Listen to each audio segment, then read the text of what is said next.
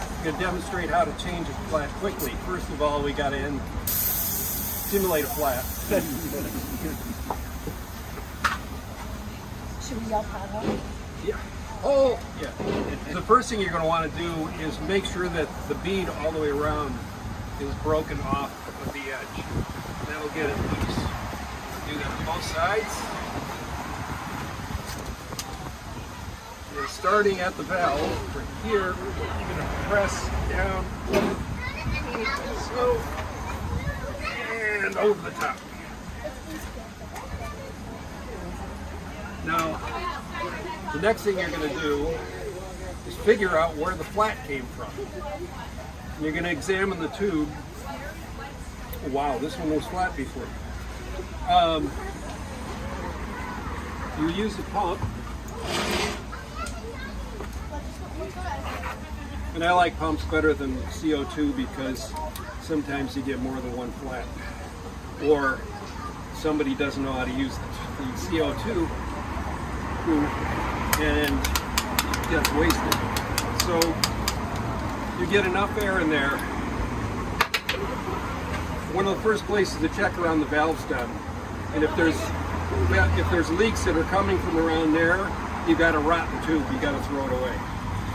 If you find a spot where you've got two pinholes next to each other, we call that a snake bite, and that's always because you hit something and it pinched on the rim edge, and you get two holes right there. Sometimes you get them on both sides, like the Viper went all the way through.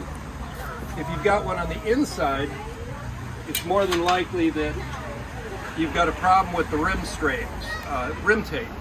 That there's a burr on that. So you go around and make sure that the tape covers all those holes. And finally, if the hole is on the outside, that means you got a puncture through the tire.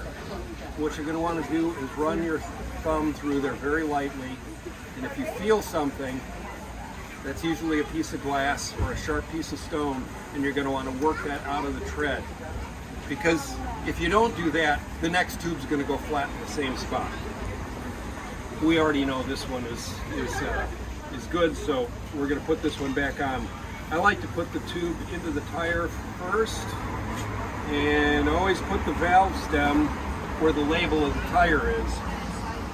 As a result, next time around, when you go to inflate your tires, it's easier to find the valve stem because this is pretty easy to spot. It's a little aesthetic thing, but it's one of those details. It's like you're an architect or something.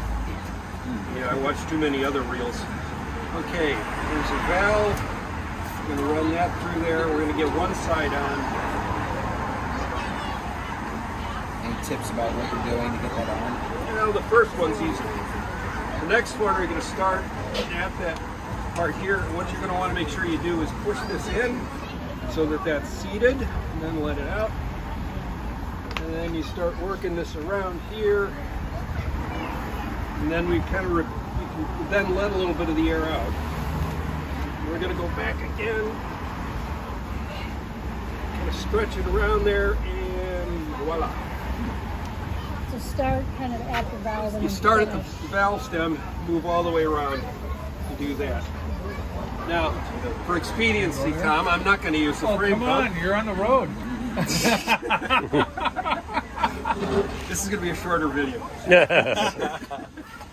We're going to inflate that again, and if you hear a little pop, that's okay. That means the tire is seating itself on the rim.